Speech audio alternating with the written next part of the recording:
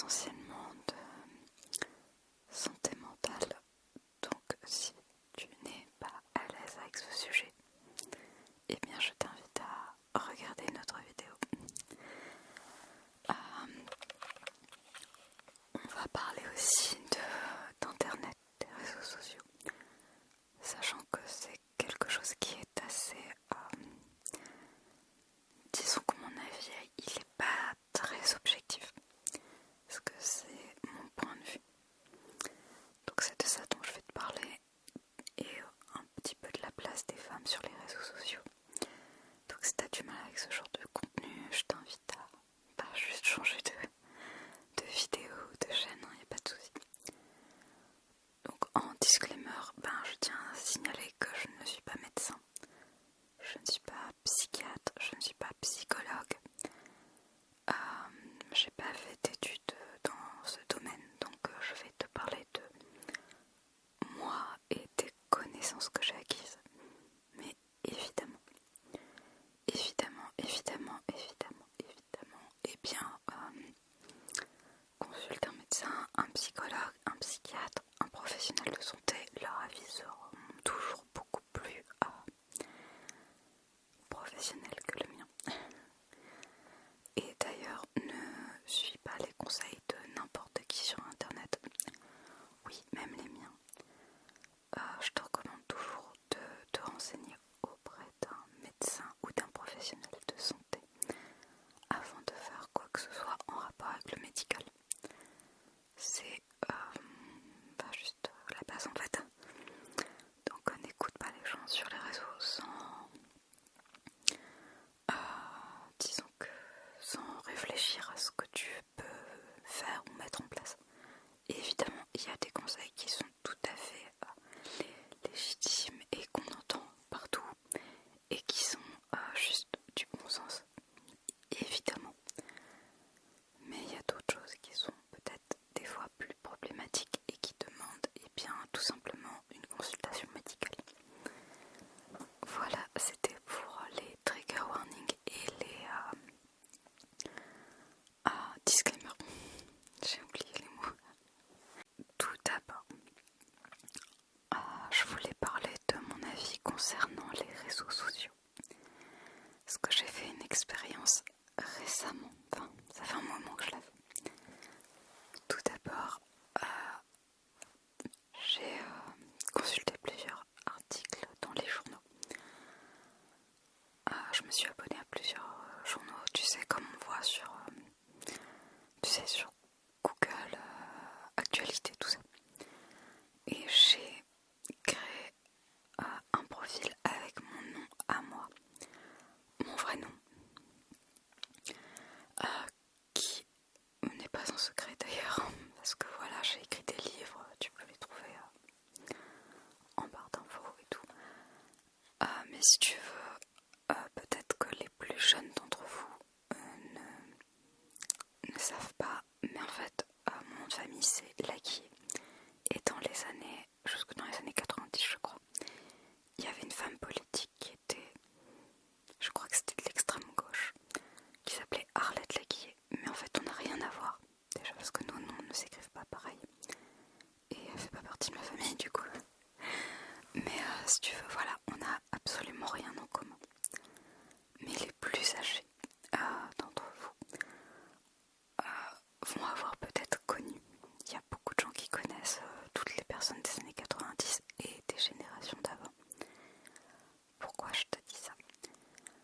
Parce que j'ai remarqué une chose, c'est que comme j'ai le même, avec des grosses guillemets, parce que c'est pas du tout écrit pareil, nom de famille que cette ancienne femme politique qui était d'extrême gauche, quand je commente quelque chose avec mon nom, on me reproche tout le temps d'être d'extrême gauche parce que j'ai le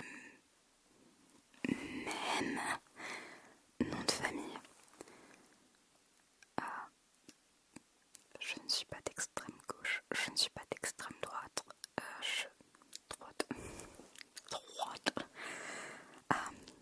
non mais je ne suis ni d'un extrême ni d'un autre en fait. Enfin ça regarde personne mes opinions politiques, mais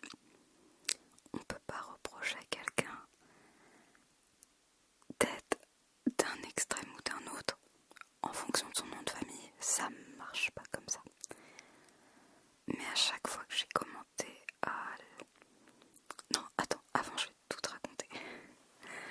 En fait, voilà, le truc c'est que j'ai créé 3 profils pour commenter à peu de choses près la même chose sur différents médias. Je l'ai même fait aussi sur YouTube. Certaines choses avec mon nom à moi, donc mon profil, ma photo, parce que oui, j'assume. J'ai créé un autre profil féminin, celui-ci. Donc avec pas de photo bien sûr, mais c'était clairement féminin. Et un 3e profil qui était masculin, en mode bien masculin, vraiment, mais avec un prénom qui n'était pas... On pouvait pas dire c'était un prénom de quelqu'un qui a 20 ans ou de quelqu'un qui en a 80. Bon, après clairement, j'écrivais pas comme une personne de 80 ans, mais c'est pour te donner l'idée. Donc j'ai créé ces 3 profils, enfin le mien je l'ai pas créé parce que voilà, il existe depuis toujours. Mais j'ai fait une expérience, c'est que j'ai été commenter les choses avec ces 3 profils.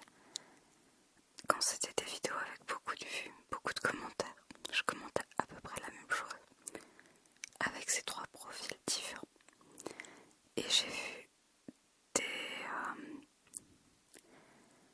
en fait combien le fait d'avoir mon nom de famille, déjà ça influence les réponses des gens. Quoi que je dise, on allait me dire ah oui mais Arlette Laguiller quoi. Rien à voir avec la question, rien à voir avec le truc, même si c'était pas du tout politique. Très souvent, les gens qui avaient connu cette femme politique allaient me le mettre en pleine tronche. Genre ton avis il a pas d'importance parce que t'as le même nom de famille qui ne s'écrit toujours pas pareil, on est bien d'accord. Et directement j'étais discréditée à cause de ça. Alors que je la connais pas du tout, je n'ai pas les mêmes idées, je ne défends pas les mêmes choses, enfin je crois pas. Voilà, tout simplement. Le 2e profil, c'est vrai que je ne vais pas donner le nom parce que ça sert à rien, mais en fait, comme ça sonnait très fille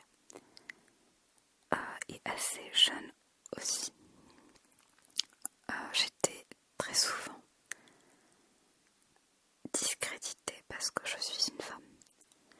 J'ai déjà été sur des profils, notamment Instagram, des comptes très axés, je veux dire, j'aime pas trop ça, mais ouais, vraiment masculiniste.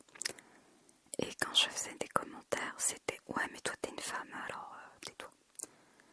Clairement, j'ai eu ça souvent me discréditer en mode ouais, tu dis ça parce que t'as des règles. Non, mais je vous jure, enfin des trucs, on se dit, mais on est en 2025, on a encore ce genre de commentaires. Ouais, t'es une femme, donc t'y connais rien en sciences, t'y connais rien au sujet, de toute façon. Ah, t'as pas fait d'études dans le sujet. Alors c'est vrai que je m'étais créé toute une biographie qui n'avait rien à voir avec mes études. Mais le truc c'est que, ce qui est drôle c'est que quand je commentais à propos d'œuvres d'art par exemple, d'histoire de l'art, en fait j'ai vraiment fait des études en histoire de l'art. Donc, si tu veux, je parlais de choses que j'avais étudiées. Alors, oui, mon profil ne le disait pas, mais mes connaissances, en fait, elles étaient là. Elles étaient... Enfin, c'est ce que je sais, je le sais, en fait. C'est tout, c'est pas... T'as pas besoin d'avoir un doctorat dans un truc si tu sais que... je sais pas, mais il y a des trucs que t'as pas besoin d'avoir à prouver aux gens que tu le sais, tu les sais, c'est tout. Mais j'étais assez facilement discréditée à cause de ça. Par contre, j'ai remarqué un truc, c'est que, alors que je disais à peu près la même chose, je mettais assez souvent de ChatGPT pour reformuler. Parce que flemme. Pas tout le temps, mais des fois oui. Parce que je voyais pas trop comment reformuler les choses. Mais quand j'utilisais mon profil masculin, j'allais recevoir beaucoup plus de soutien. Déjà de la part des hommes. Mais en plus, même si ça m'est arrivé de donner de mauvaises informations alors que je connaissais les vraies infos. Mais parce que j'étais un mec, en fait, on me soutenait. Alors que quelques commentaires plus bas, en tant que femme, je disais les bonnes infos et je me mangeais des insultes. C'est genre juste ok, très bien, super, elle est où la logique? Donc ça c'est une chose, mais j'ai un peu, là j'ai arrêté ce petit jeu parce que commence un peu à me saouler de faire que ça. Enfin je sais pas que ça, mais si tu veux c'est un peu voilà, un peu relou. Ça fait quand même, je fais ça depuis le Covid. Voilà, depuis le premier confinement. Je fais pas ça tout le temps, hein, je te rassure, mais sur certaines thématiques qui me prennent un peu plus aux tripes que d'autres. Je fais ça depuis le Covid, donc ça fait 4 ans et demi, 5 ans. Donc quand je te dis que j'ai du retour sur la question, j'ai du retour sur la question. Et j'ai vraiment remarqué que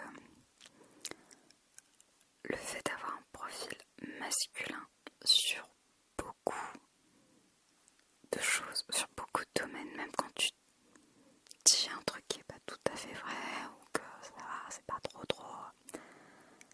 comment dire, t'es pas étayé par des études, par une expertise, ben ça passe beaucoup mieux. Par contre quand t'es une femme, déjà t'as pas le droit à l'erreur et sur certains sujets je me suis mangé des insultes, des menaces, des trucs comme ça, des trucs, voilà, je te fais pas un dessin, mais et je trouvais ça oufissime que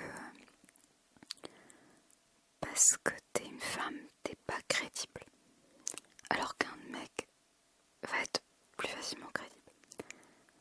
Des fois en disant exactement la même chose. Hein. C'est pas en disant des trucs diamétralement opposés. Et c'est pour ça aussi que pendant un moment j'ai essayé de mettre mauvaise,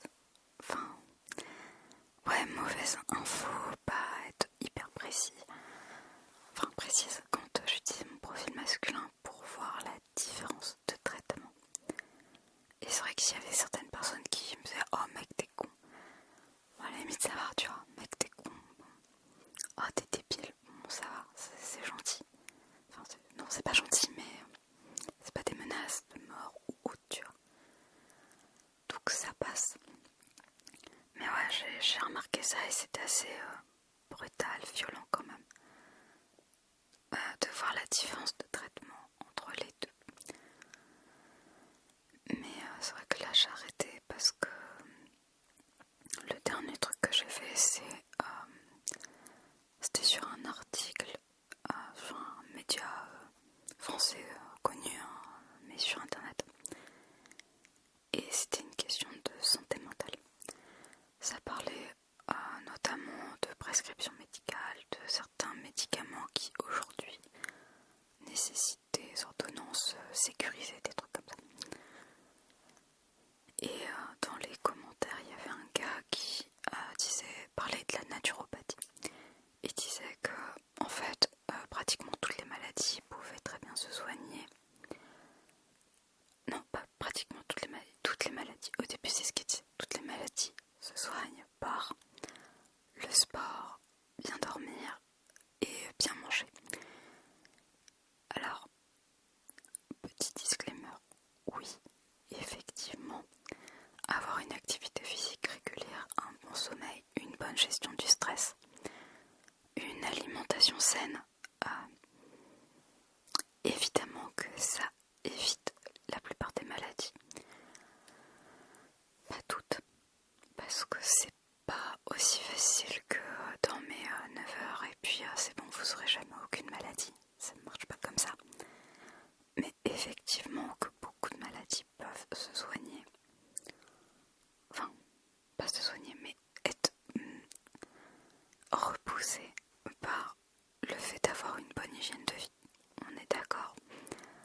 c'est sûr que si on mange fast-food tous les jours, qu'on boit beaucoup d'alcool, qu'on prend des stupéfiants, qu'on ne fait aucune activité physique, qu'on fume, qu'on dort très mal, on a plus de risques de développer des maladies physiques ou psychologiques. Je pense notamment à la dépression, que des gens qui vont être actifs. Mais déjà, ça ne veut pas dire que ça n'arrivera pas. C'est important de le souligner. Alors non, je dis pas qu'il faut avoir une vie dissolue, hein, pas du tout. Juste que, en fait, c'est pas aussi facile que ça. Tout simplement parce que, voilà, la génétique, l'environnement, les accidents de la vie aussi font que tout n'est pas linéaire en fait. Mais oui, il faut privilégier une très bonne hygiène de vie, c'est logique. Mais est-ce que ça soigne toutes les maladies? Non. Clairement non, tu vas pas soigner un cancer juste en faisant de la cohérence cardiaque ou en buvant des smoothies. Enfin, c'est un petit peu plus complexe que ça. Donc j'ai utilisé deux de mes profils, pas le mien, mais le profil masculin et le profil féminin pour répondre à cette personne. Je disais en substance la même chose, mais pas tout à fait pareil. Disons qu'avec le profil féminin, je parlais plus de tout ce qui était les problèmes menstruels, genre l'endométriose, les troubles dysphoriques prémenstruels, psychose puerpérale, le baby blues, le postpartum, enfin tu vois, les trucs vraiment en mode ok, mais tu vas pas soigner des migraines hormonales, je sais plus exactement le terme, c'est un terme particulier, mais tu vas pas soigner les migraines hormonales par juste va marcher. Perso, quand j'ai une migraine, tu me fais pas marcher, hein. Tu me fous la paix. Non mais c'est vrai que oui, avoir une bonne hygiène de vie, ça améliore les choses, mais déjà pas toujours, en tout cas pour les migraines. Et si c'est lié aux chutes hormonales, en fait tu peux rien faire. Enfin, s'il y a des traitements hormonaux, des choses comme ça, mais je veux dire, si c'est lié au fait que t'es moins... je remettrai le nom de l'hormone, enfin des hormones liées, mais je vais pas mal les prononcer. T'as beau aller marcher, alors oui, marcher ça va augmenter les hormones doses, dopamine, ocytocine, sérotonine et endorphine. Donc oui, ça va améliorer les choses, mais ça va pas t'empêcher d'avoir une migraine. Ça marche pas comme ça en fait. C'est pareil, tout ce qui va être l'alimentation va certes réduire l'impact inflammatoire, mais si t'as de l'endométriose, ça va pas forcément avoir un impact significatif. Enfin, ça va avoir un impact, mais ça va pas soigner le truc.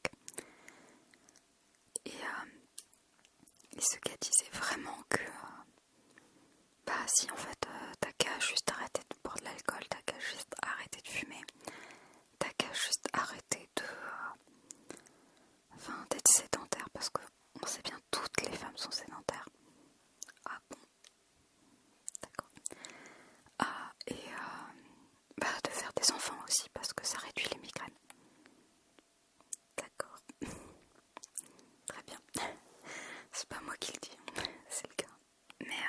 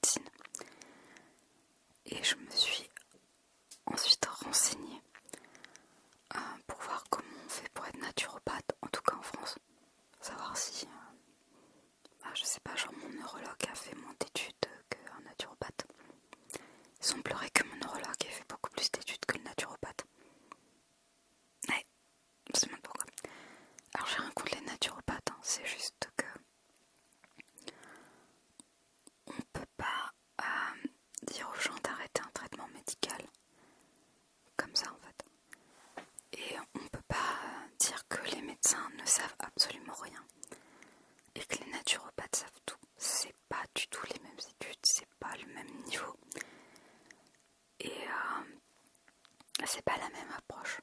Oui, les approches holistiques, pour ce que j'en sais, sont très efficaces d'un point de vue physiologique, dans le sens où forcément gérer son stress, même les cardiologues le disent. Je crois que récemment un cardiologue a écrit un livre sur la question. Je sais plus quoi, le stress sur ordonnance, un truc comme ça. Gérer son stress sur ordonnance. Enfin, donc oui, évidemment, mais disons que c'est pas de la médecine non plus et ça va pas tout soigner. Bref. Et parce que j'étais une femme, j'ai vraiment eu des remarques de ce mec de manière très déplacée. Donc, ni une ni deux, qu'est-ce que je fais? Je prends mon pseudo masculin. Je lui dis à peu près la même chose. Avec des termes un peu plus bourrins. Un peu plus bourrins en mode prenant toute forme de maladie parce qu'ils s'en prenaient aux antidépresseurs, aux somnifères, à un peu à tous les médicaments un peu forts, même aux antidouleurs, parce que c'est pareil, il disait que les migraines ça ne se soigne pas avec les antidouleurs. J'ai passé 3 jours, je viens littéralement de passer 3 jours couché avec une migraine, mais soigne pas avec les antidouleurs. Je crois que ce gars n'a jamais fait de migraine de sa vie. Bref, donc je lui dis que même les migraines, c'est hyper violent et que ça fait super mal. Et que ne prendre aucun médicament dans ces cas-là, c'est un peu compliqué. Et je lui sors l'argument en mode point Goodwin, mais dans ces cas-là, tu vas te faire opérer sans anesthésie. Le gars m'a appelé mon petit jeune, sans savoir quel âge j'avais, et j'aurais pu avoir n'importe quel âge entre 25 et 50 ans en fait, sur le commentaire. Mais mon petit jeune, d'accord, ça veut tout dire. Non, mon petit gars, et après il m'a dit mon petit jeune. D'abord ça commençait par mon petit gars. Ouais mec, t'as 80 balais. Laisse tomber. Et déjà ça m'a fait rire parce que même dans le cas où il me disait mon petit gars et tout, où tu sens que le gars il essaie de faire passer le fait que tu sois plus jeune, sans savoir quel âge que j'ai en plus, pour être quelque chose de discriminant et en mode tu connais rien à rien. Il a été beaucoup moins virulent, tu vois. Genre, parce que sur le premier commentaire, parce que j'étais une femme, il se permet de dire qu'il suffit de faire des gamins. Par contre, quand j'ai commenté avec le pseudo mec, il s'est pas permis de me dire la même chose. Et je trouvais déjà rien que ça très intéressant. Parce que pourquoi un mec ne serait pas encouragé à faire des enfants? Bizarre en fait. Et même le commentaire, il était beaucoup plus fourni en études quand il a répondu à mon pseudo masculin. Alors que dans le pseudo féminin, c'était vraiment... j'ai envie de te dire vraiment très... t'es une fille, t'es stupide, mais ça va, t'es une femme quoi, donc fais des gamins et puis c'est bon, tu vois, ça te changera la vie, ça va t'occuper. Ouais, toi aussi m'avais dit aussi d'aller m'occuper de mes enfants, j'ai pas d'enfants, mais it's ok. Par contre ça, il l'a pas dit au petit jeune, tu vois. C'est bizarre en fait, tu vois, cette différence de traitement est très drôle. Et je te dis dans le commentaire pour le profil masculin, c'était vraiment des réponses en mode je te sors 10 000 études,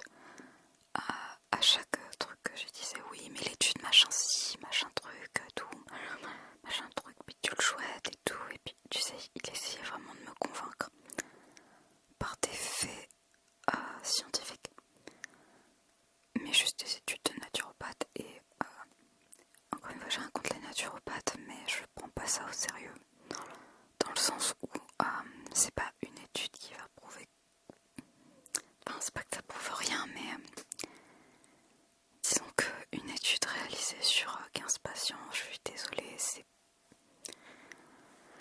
pas que c'est bidon, mais j'ai du mal à adhérer. Voilà, c'est le mot, adhérer. Donc ouais, j'avais du mal à adhérer à ses propos et tout à chaque fois, et bon, c'est pas grave. Mais je lui ai répondu que moi, de toute façon, les naturopathes, je n'y croyais pas, que ça faisait en général partie des charlatans. Parce que oui, beaucoup de naturopathes sont des charlatans. C'est pas moi qui le dis, hein. On est d'accord. Mais beaucoup ont été accusés de dérives sectaires. Donc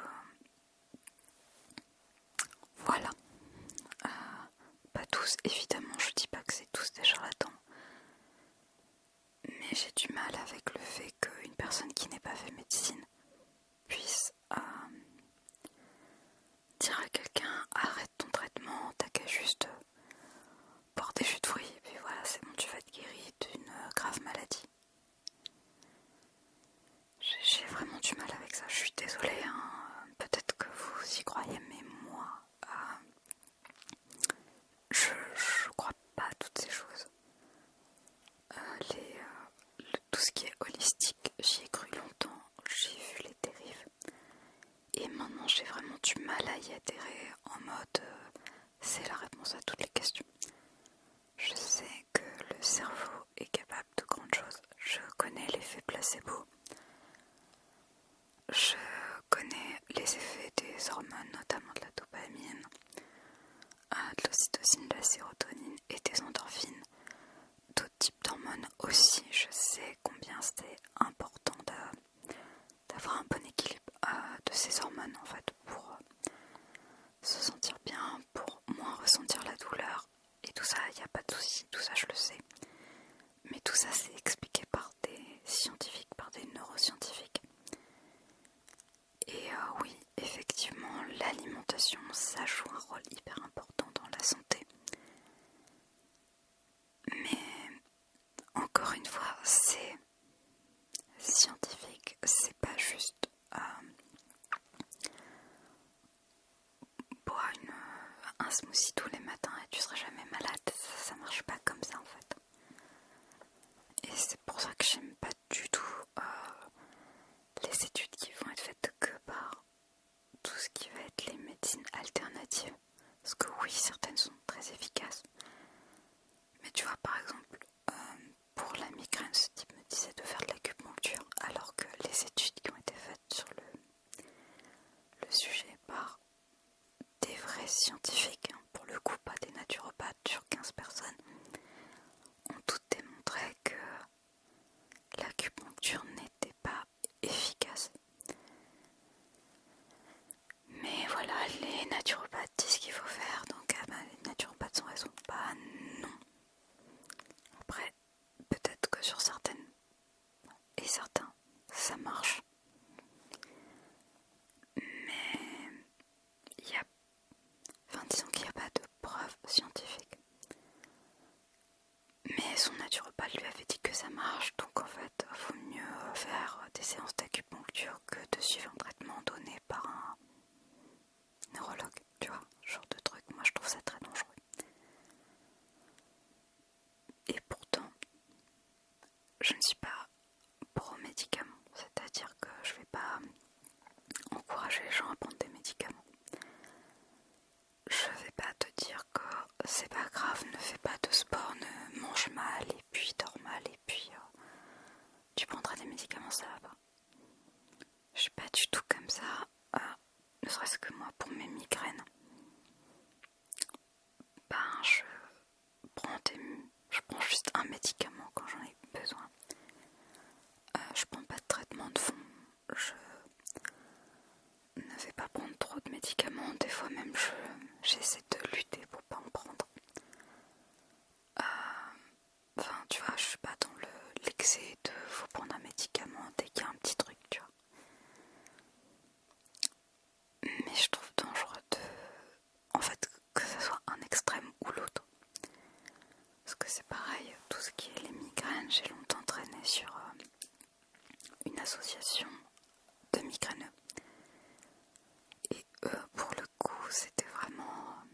prends des médicaments tout le temps. Prends des médicaments tout le temps. Et puis prends pas juste des médicaments pour la migraine, hein. Prends tel type de médicament, prends tel type de médicament, tel type de médicament. Ah, et puis prends ceci parce que ça va t'aider pour ci. Bon. Et on n'est pas sur des compléments alimentaires. On parle de médicaments en fait. Et ça, je trouvais que c'était aussi très dangereux. Donc pour moi, les extrêmes dans les deux cas sont hyper dangereux. Et ouais, donc j'ai étrangement arrêté d'aller sur le site de l'association des personnes migraineuses. Étrangement, le temps où j'y étais, je me tapais beaucoup plus de migraines. Et quand j'ai arrêté, j'ai eu beaucoup moins de migraines. Ça revenait comme avant en fait. Mais j'ai vraiment eu un pic de migraines quand j'étais sur cette association. J'ai pas d'explication à donner. C'est juste un constat. Mais voilà.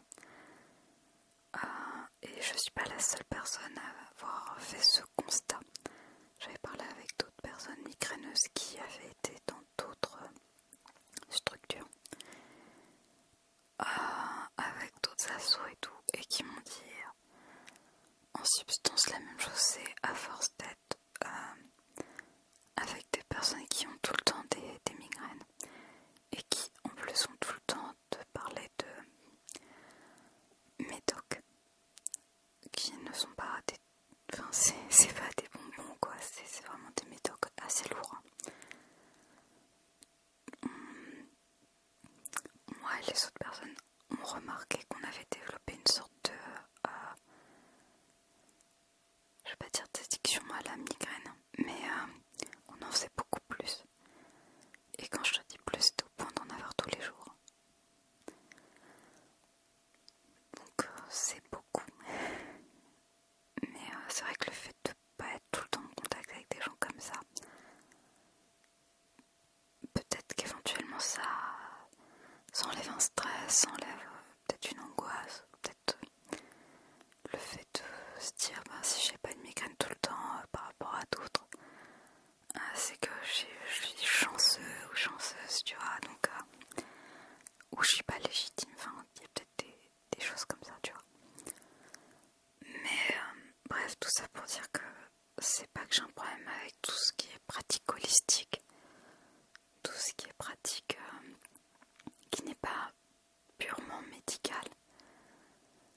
Mais disons, je pense qu'il faut faire attention, que ce soit d'un côté ou de l'autre en fait, parce que dans les deux cas, ça peut vite tourner aux extrêmes, soit de refuser absolument toute forme de médication, soit au contraire de se mettre en danger à être tout le temps dans la médication.